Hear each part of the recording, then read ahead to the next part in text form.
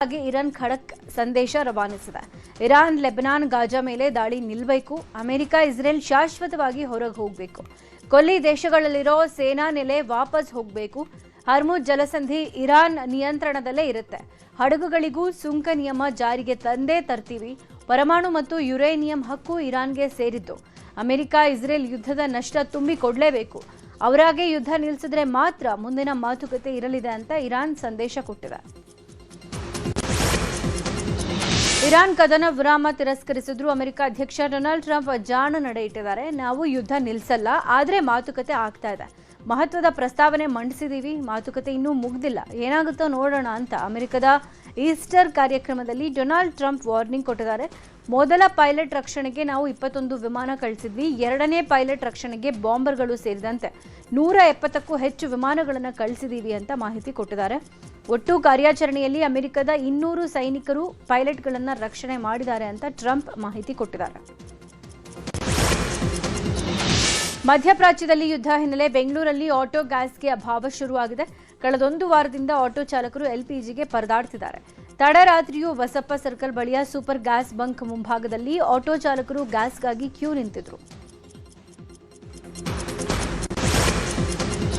ಕೊಲ್ಲಿ ಯುದ್ಧದ ಎಫೆಕ್ಟ್ನಿಂದ auto gas ಸಿಗದೆ ಚಾಲಕರು ಪರದಾಡ್ತಾ ಇದ್ದಾರೆ. ನಿನ್ನೆ 100ಕ್ಕೂ ಹೆಚ್ಚು ಆಟೋ ಚಾಲಕರು ಸಚಿವ ಮುನಿಯಪ್ಪ ಮನೆಗೆ ತೆರಳಿ ಸಮಸ್ಯೆ ಹೇಳ್ಕೊಂಡಿದ್ರು. ಆಟೋ ಚಾಲಕರ ಸಿಟ್ಟಿನ ಬೆನ್ನಲ್ಲೇ ರಾಜ್ಯ ಸರ್ಕಾರ ಎಚ್ಚೆತ್ತುಕೊಂಡಿದೆ. ಬೆಂಗಳೂರಿನ ಖಾಸಗಿ ಗ್ಯಾಸ್ ಬಂಕ್ಗಳ ಮೇಲೆ ಆಹಾರ ಇಲಾಖೆ ಅಧಿಕಾರಿಗಳು ದಾಳಿ ಮಾಡಿದ್ದಾರೆ.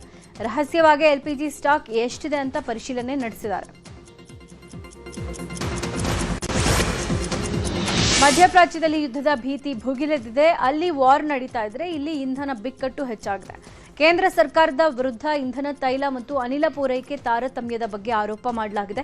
ಹೀಗಾಗಿ ಕೇಂದ್ರ ಪೆಟ್ರೋಲಿಯಂ ಸಚಿವ ಹರ್ದೀಪ್ ಸಿಂಗ್ ಪುರಿಗೆ ರಾಜ್ಯ ಸರ್ಕಾರ ಪತ್ರ ಬರೆದಿದೆ. ರಾಜ್ಯದಲ್ಲಿ ಇಂಧನ, ತೈಲ ಮತ್ತು ಅನಿಲ ಪೂರೈಕೆ ಸಮಸ್ಯೆ ಗಂಭೀರ ಸ್ವರೂಪ ಪಡ್ಕೊಂಡಿದೆ. ಇದರಿಂದ ಜನರಿಗೆ ತೀವ್ರ ಸಂಕಷ್ಟ ಎದುರಾಗಿದೆ. ವಾಣಿಜ್ಯ ಗ್ಯಾಸ್ ಕೊರತೆಯಿಂದ ಹೋಟೆಲ್ ಮತ್ತು ಆಹಾರ ಉದ್ಯಮ ಸಂಕಷ್ಟದಲ್ಲಿವೆ. ಹೀಗಾಗಿ ಕರ್ನಾಟಕಕ್ಕೆ ಅಗತ್ಯ ಆದ್ಯತೆ ಕೊಡೋಕೆ ಕಟ್ಟುನಿಟ್ಟಿನ ಕ್ರಮ ವಹಿಸಬೇಕು ಅಂತ ಪತ್ರ ಬರೆದು ಮನವಿ ಮಾಡಲಾಗಿದೆ. ಗದಗ ಬೆಟಗೇರಿ ಅವಳಿ ನಗರದ ಮೊದಲ ಮಹಿಳಾ ಆಟೋ ಚಾಲಕಿಗೆ ಸಂಕಷ್ಟ ಎದುರಾಗಿದೆ. ಕಳೆದ 2 ವರ್ಷಗಳ ಹಿಂದೆ ಆಟೋ ಚಾಲಕಿ ರೇಖಾ ಹುಲ್ಲೂರ ಅವರ ಪತಿ ಸಂತೋಷ್ ನಿಧನ ಹೊಂದಿದ್ರು. ಇಬ್ಬರು ಮಕ್ಕಳನ್ನ ಸಾಕೋ ಜವಾಬ್ದಾರಿ ರೇಖಾಳ ಮೇಲಿದೆ. ಮಗಳಿಗೆ ಸಕ್ಕರೆ ಕಾಯಿಲೆ ಕೂಡ ಇದೆ. ಆಸ್ಪತ್ರೆಗೆ ತೋರಿಸೋಕೆ ಸಂಕಷ್ಟದ ಪರಿಸ್ಥಿತಿ ಇದೆ. ಹೀಗಾಗಿ ಪತಿ ಸಾವನ್ನಪ್ಪಿದ ಬಳಿಕ ಮಹಿಳೆಯೇ ಆಟೋ ಚಾಲನೆ ಮಾಡಿದ್ರು. ಈಗ ಮಧ್ಯಪ್ರಾಚ್ಯ ಯುದ್ಧದಿಂದ ಎಲ್ಪಿಜಿ ಬೆಲೆ ಏರಿಕೆ ಹಿನ್ನೆಲೆ ಆಟೋ ಹತ್ತೋಕೆ ಪ್ರಯಾಣಿಕರು ಬರ್ತಾನೆ ಇಲ್ಲ ಅಂತ ಮಹಿಳೆ ಗೋಳಾಡ್ಕೊಂಡಿದ್ದಾರೆ. ಎಲ್ಪಿಜಿ ದರ ಕಡಿಮೆ ಮಾಡುವಂತೆ ನ್ಯೂಸ್ 18 ಎದುರು ಆಟೋ ಚಾಲಕಿ ಕುಟುಂಬ ಕಣ್ಣೀರು ಹಾಕಿದೆ. ಸರ್ಕಾರ ಆಟೋ ಚಾಲಕರ ನೆರವಿಗೆ ಸಚಿವರು ಬರಬೇಕು ಅಂತ ಮಹಿಳೆ ಆಗ್ರಹಿಸಿದ್ದಾರೆ. ಇರಾನ್ ಇಸ್ರೇಲ್ ನಡುವಿನ ಯುದ್ಧ ನಿಲ್ಲೋ ಲಕ್ಷಣಗಳು ಕಾಣಿಸ್ತಾ ಇಲ್ಲ. ಕೊಲ್ಲಿ ಯುದ್ಧದಿಂದ ಭಾರತದಲ್ಲಿ ಜನ ತತ್ತರಿಸಿ ಹೋಗಿದ್ದಾರೆ. ಯುದ್ಧದ ಎಫೆಕ್ಟ್ ಯಾದಗಿರಿ ಜಿಲ್ಲೆಯ ಶಹಾಪುರ ತಾಲೂಕಿನ ಪಪ್ಪಾಯಿ ಬೆಳೆ ಬೆಳೆದ ರೈತರಿಗೆ ತಟ್ಟಿದೆ. ಯುದ್ಧದಿಂದಾಗಿ ವಿದೇಶಕ್ಕೆ ಪಪ್ಪಾಯಿ ರಫ್ತಾಗ್ತಾ ಇಲ್ಲ. ಯುದ್ಧಕ್ಕೂ ಮುನ್ನ ಕೆಜಿ ಪಪ್ಪಾಯಿಗೆ 40 ರಿಂದ 50 ರೂಪಾಯಿ ಇತ್ತು. ಆದರೆ ಈಗ ಕೆಜಿ ಪಪ್ಪಾಯಿ 8 ರಿಂದ 10 ರೂಪಾಯಿ ಮಾತ್ರ ಮಾರಾಟ ಆಗ್ತಾ ಇದೆ. ಇದರಿಂದ ಲಕ್ಷಾಂತರ ರೂಪಾಯಿ ನಷ್ಟವಾಗಿದ್ದು ಹಾಕಿದ ಬಂಡವಾಳವೂ ವಾಪಸ್ ಬರ್ತಾ ಇಲ್ಲ ಅಂತ ರೈತರು ಗೋಳಾಡ್ತಿದ್ದಾರೆ. ಕೋಲಾರ ನಗರದ ಮಹಾಲಕ್ಷ್ಮಿ ಲೇಔಟ್ನಲ್ಲಿ ಗ್ಯಾಸ್ ರೀಫಿಲಿಂಗ್ ಮಾಡ್ತಾ ಇದ್ದ ಅಡ್ಡೆ ಮೇಲೆ ಪೊಲೀಸರು ದಾಳಿ ಮಾಡಿದ್ರು. ಸರ್ಕಲ್ ಇನ್ಸ್ಪೆಕ್ಟರ್ ಸದಾನಂದ ನೇತೃತ್ವದಲ್ಲಿ ಅಟ್ಯಾಕ್ ಮಾಡಿದ್ರು. ಆದರೆ ದಾಳಿಗೂ ಮುನ್ನ ನ್ಯೂಸ್ 18 ಕ್ಯಾಮೆರಾ ಕಂಡು ಗ್ಯಾಸ್ ಸಿಲಿಂಡರ್ ಸಮೇತ ದಂಧೆಕೋರರು ಎಸ್ಕೇಪ್ ಆಗಿದ್ದಾರೆ. ಗ್ಯಾಸ್ ಅಭಾವ ಹಿನ್ನೆಲೆ 1 ಕೆಜಿ ರೀಫಿಲಿಂಗ್ ಗ್ಯಾಸ್ಗೆ 350 ರೂಪಾಯಿ ಪಡಿತಾ ಇದ್ರಂತೆ. ದಾವಣಗೆರೆ ದಕ್ಷಿಣ ಹಾಗೂ ಬಾಗಲಕೋಟೆ ಉಪಚುನಾವಣೆಗೆ ಇನ್ನು 3 ದಿನ ಬಾಕಿ ಇದೆ. ತಮ್ಮ ಅಭ್ಯರ್ಥಿಗಳ ಗೆಲುವಿಗಾಗಿ ಎರಡೂ ಪಕ್ಷದವರು ಕಸರತ್ತು ನಡೆಸ್ತಾ ಇದ್ದಾರೆ. ಬೈ ಎಲೆಕ್ಷನ್ ಅಖಾಡದಲ್ಲಿ ಘಟಾನುಘಟಿ ನಾಯಕರೇ ಅಬ್ಬರದ ಪ್ರಚಾರ ಮಾಡ್ತಾ ಇದ್ದಾರೆ. ಸಿಎಂ ಸಿದ್ದರಾಮಯ್ಯ, ಡಿಕೆ ಶಿವಕುಮಾರ್ ಸೇರಿದಂತೆ ಅನೇಕ ಕೈ ನಾಯಕರು ಮತಬೇಟೆಗೆ ಇಳಿದಿದ್ದಾರೆ. ಇತ್ತ ಮಾಜಿ ಸಿಎಂ ಯಡಿಯೂರಪ್ಪ, ಕೇಂದ್ರ ಸಚಿವ ಕುಮಾರಸ್ವಾಮಿ, ಬಿಜೆಪಿ ರಾಜ್ಯಾಧ್ಯಕ್ಷ ಬಿವೈ ವಿಜಯೇಂದ್ರ ತಮ್ಮ ಅಭ್ಯರ್ಥಿ ಗೆಲುವಿಗಾಗಿ ಮತದಾರರನ್ನ ಸೆಳೀತಾ ಇದ್ದಾರೆ. ಇವತ್ತು ಒಂದೇ ದಿನ ಬಹಿರಂಗ ಪ್ರಚಾರಕ್ಕೆ ಅವಕಾಶ ಇರೋದು. ಕೈ ಕಮಲಕಲಿಗಳು ಅಬ್ಬರದ ಪ್ರಚಾರಕ್ಕೆ ಸಜ್ಜಾಗಿದ್ದಾರೆ. ರೋಡ್ ಶೋಗಳ ಮೂಲಕ ಮತದಾರರನ್ನ ಮನವೊಲಿಸೋಕೆ ಮುಂದಾಗಿದ್ದಾರೆ. ಬಾಗಲಕೋಟೆಯಲ್ಲಿ ಉಪಚುನಾವಣೆ ಅಖಾಡ ರಂಗೇರಿದೆ. ಕಾಂಗ್ರೆಸ್ ನಾಯಕರು ಭರ್ಜರಿ ರೋಡ್ ಶೋ ಮಾಡಿದ್ರು. ಕೈ ಅಭ್ಯರ್ಥಿ ಉಮೇಶ್ ಮೇಟಿ ಪರ ಮತಯಾಚನೆ ಮಾಡಿದ್ದು ಸಚಿವ ಜಮೀರ್ ಅಹಮದ್, ಮಾಜಿ ಸಚಿವ ಸರ್ನಾಯಕ್ ಶಕ್ತಿ ಪ್ರದರ್ಶನ ಮಾಡಿದ್ದಾರೆ. ಇನ್ನು ಬಸವೇಶ್ವರ ಸರ್ಕಲ್ನಲ್ಲಿ ನಡೆದ ಬಹಿರಂಗ ಸಮಾವೇಶದಲ್ಲಿ ಸಿಎಂ ಸಿದ್ದರಾಮಯ್ಯ ಭಾಗಿಯಾಗಿದ್ದು ಚುನಾವಣಾ ಪ್ರಚಾರದ ನಡುವೆಯೂ ಬಿಜೆಪಿ ವಿರುದ್ಧ ಸಿದ್ದರಾಮಯ್ಯ ವಾಗ್ದಾಳಿ ನಡೆಸಿದ್ದಾರೆ. ಬಿಜೆಪಿ ಕರ್ನಾಟಕದಲ್ಲಿ 9 ವರ್ಷ ಅಧಿಕಾರದಲ್ಲಿದ್ರು ನಾವು ಕೆಲಸ ಮಾಡಿರೋದನ್ನ ಹೇಳಿ ವೋಟ್ ಕೇಳ್ತೀವಿ. ಆದರೆ ಬಿಜೆಪಿ ಅವರಿಗೆ ನನ್ನನ್ನ ಟೀಕೆ ಮಾಡೋದೇ ಕೆಲಸ ಆಗ್ಬಿಟ್ಟಿದೆ. ನಾನು ಬಡವರ ಪರ ಕೆಲಸ ಮಾಡ್ತಾ ಇದ್ದೀನಿ ಅಂತ ಗುಡುಗಿದ್ದಾರೆ. ಇನ್ನು ಕಾಂಗ್ರೆಸ್ ಬಹಿರಂಗ ಸಭೆಯಲ್ಲಿ ಸಚಿವ ಜಮೀರ್ ಮಾತನಾಡಿದ್ದಾರೆ. ಯಡಿಯೂರಪ್ಪ ಬೊಮ್ಮಾಯಿ ಅವಧಿಯಲ್ಲಿ ಒಂದು ಮನೆನೂ ಜನರಿಗೆ ಕೊಟ್ಟೇ ಇರಲಿಲ್ಲ. ಆಪರೇಷನ್ ಕಮಲ ಮಾಡಿ ಅಧಿಕಾರ ಹಿಡ್ಕೊಂಡ್ರು. ಆದರೆ ನಾವು ಸಾಧನೆ ತೋರಿಸಿ ಮತ ಕೇಳ್ತಿರೋದು. ಮುಂದೆ ಪಕ್ಷಕ್ಕೆ ಬಹುಮತ ಬಂದರೆ ಜನ ಬಯಸಿದ್ರೆ ಮುಂದೆಯೂ ಕೂಡ ಸಿಎಂ ಸಿದ್ದರಾಮಯ್ಯನೇ ಸಿಎಂ ಆಗಿ ಕಂಟಿನ್ಯೂ ಮಾಡ್ತಾರೆ ಅಂತ ಹೇಳಿದ್ದಾರೆ. ಬಾಗಲಕೋಟೆಯಲ್ಲಿ ಪ್ರಚಾರದ ಮಧ್ಯೆ ಸಿಎಂ ಸಿದ್ದರಾಮಯ್ಯ ಟೆಂಪಲ್ ರನ್ ಮಾಡಿದ್ದಾರೆ. ನಗರದ ಗ್ರಾಮ ದೇವತೆಯರಾದ ದ್ಯಾಮವ್ವ ದುರ್ಗಮ್ಮ ದೇಗುಲಕ್ಕೆ ಭೇಟಿ ನೀಡಿ ವಿಶೇಷ ಪೂಜೆ ಸಲ್ಲಿಸಿದ್ದಾರೆ. ಕೊತ್ತಲೇಶ್ವರ ದೇಗುಲಕ್ಕೆ ಭೇಟಿ ನೀಡಿ ದೇವರ ದರ್ಶನವನ್ನ ಪಡೆದಿದ್ದಾರೆ. ಈ ವೇಳೆ ದೇಗುಲದ ಅರ್ಚಕರು ಸಿಎಂ ಸಿದ್ದರಾಮಯ್ಯರ ಹಣೆಗೆ ಕುಂಕುಮ ಹಚ್ಚಿ ಶಾಲು ಹೊದಿಸಿ ಹಾರ ಹಾಕಿ ಸನ್ಮಾನ ಮಾಡಿದ್ರು.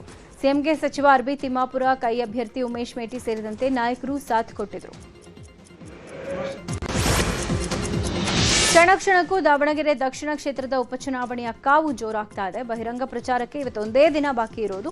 ಕೈ ನಾಯಕರು ತಮ್ಮ ಅಭ್ಯರ್ಥಿ ಪರ ಭರ್ಜರಿ ಪ್ರಚಾರ ಮಾಡ್ತಾ ಇದ್ದಾರೆ. ನಿನ್ನೆ ಸಿಎಂ ಸಿದ್ದರಾಮಯ್ಯ ಮತಬೇಟೆ ನಡೆಸಿದ್ರು. ಇವತ್ತು ಡಿಸಿಎಂ ಡಿಕೆ ಶಿವಕುಮಾರ್ ಭೇಟಿ ಕೊಡಲಿದ್ದು ಕಾಂಗ್ರೆಸ್ ಅಭ್ಯರ್ಥಿ ಸಮರ್ಥ್ ಶಾಮನೂರು ಪರ ಮತ ಸಂಚಾರ ಮಾಡಲಿದ್ದಾರೆ. ನಗರ ದೇವತೆ ದುರ್ಗಾಂಬಿಕಾ ದೇವಿ ದೇವಸ್ಥಾನದಿಂದ ರೋಡ್ ಶೋ ಮಾಡಿ ನಂತರ ಎಸ್ಎಸ್ಎಂ ನಗರ ಬಳಿ ಸ್ಟೇಡಿಯಂನಲ್ಲಿ ಬಹಿರಂಗ ಸಭೆ ನಡೆಸಲಿದ್ದಾರೆ. ಬಿಜೆಪಿಯಲ್ಲಿ ನಾಯಕತ್ವದ ಅಸಮಾಧಾನ ಹೊಗೆ ಆಡ್ತಾ ಇದೆ. ಇಂಥ ಹೊತ್ತಲ್ಲೇ ಬೈ ಎಲೆಕ್ಷನ್ ನಲ್ಲಿ ಒಗ್ಗಟ್ಟು ಪ್ರದರ್ಶನ ಮಾಡ್ತಾ ಇದ್ದಾರೆ.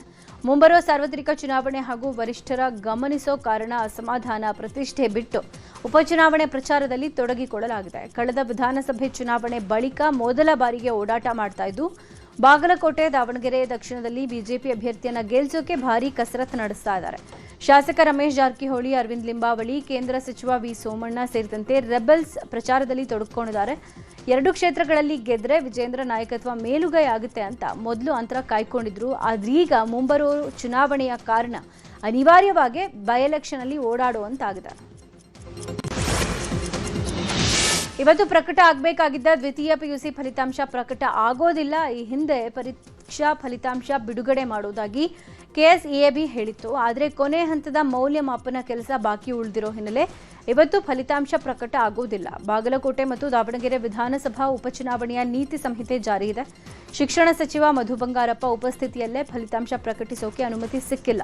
ಚುನಾವಣಾ ಆಯೋಗ ಒಪ್ಪಿಗೆ ನೀಡದೇ ಇರೋದ್ರಿಂದ ಫಲಿತಾಂಶ ಪ್ರಕಟ ವಿಳಂಬವಾಗಿದೆ ಅಂತ ಕೆಎಸ್ಇಎಬಿ ಮಾಹಿತಿ ಕೊಟ್ಟಿದೆ.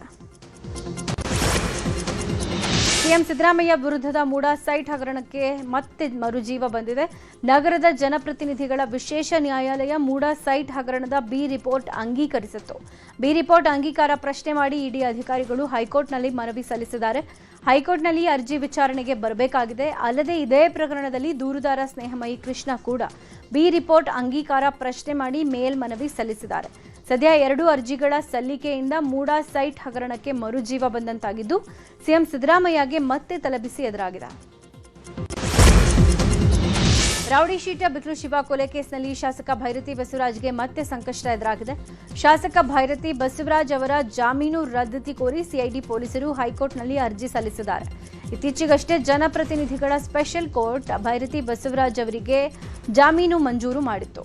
ಜಾಮೀನು ಬಳಿಕ ಭೈರತಿ ಜೈಲಿನಿಂದ ಬಿಡುಗಡೆ ಆಗಿದ್ರು. ಈಗ ಸೆಷನ್ಸ್ ಕೋರ್ಟ್ ಜಾಮೀನು ಆದೇಶ ರದ್ದುಪಡಿಸುವಂತೆ ಕೋರಿ ಸಿಐಡಿ ಅಧಿಕಾರಿಗಳು ಹೈಕೋರ್ಟ್ನಲ್ಲಿ ಅರ್ಜಿಯನ್ನ ಸಲ್ಲಿಸಿದ್ದಾರೆ. ಇನ್ನಷ್ಟೇ ವಿಚಾರಣೆಗೆ ಬರಬೇಕಾಗಿದೆ. ರೇಣುಕಾಸ್ವಾಮಿ ಕೊಲೆ ಕೇಸ್ನಲ್ಲಿ A1 ಆಗಿರೋ ಪವಿತ್ರ ಗೌಡ ಜಾಮೀನು ಕೋರಿ ಹೈಕೋರ್ಟ್ನಲ್ಲಿ ಅರ್ಜಿ ಸಲ್ಲಿಸಿದ್ರು. ವಕೀಲ ಬಾಲನ್ ಮೂಲಕ ಅರ್ಜಿ ಸಲ್ಲಿಕೆ ಮಾಡಲಾಗಿತ್ತು. ಆದರೆ ವಿಚಾರಣೆಗೆ ಬರೋ ಮೊದಲೇ ಅರ್ಜಿ ವಾಪಸ್ ಪಡೆಯಲಾಗಿದೆ. ಸೆಷನ್ಸ್ ಕೋರ್ಟ್ನಲ್ಲಿ ಅರ್ಜಿ ವಜಾ ಆದ ಬಳಿಕ ಹೈಕೋರ್ಟ್ನಲ್ಲಿ ಅರ್ಜಿ ಸಲ್ಲಿಸಲಾಗಿತ್ತು.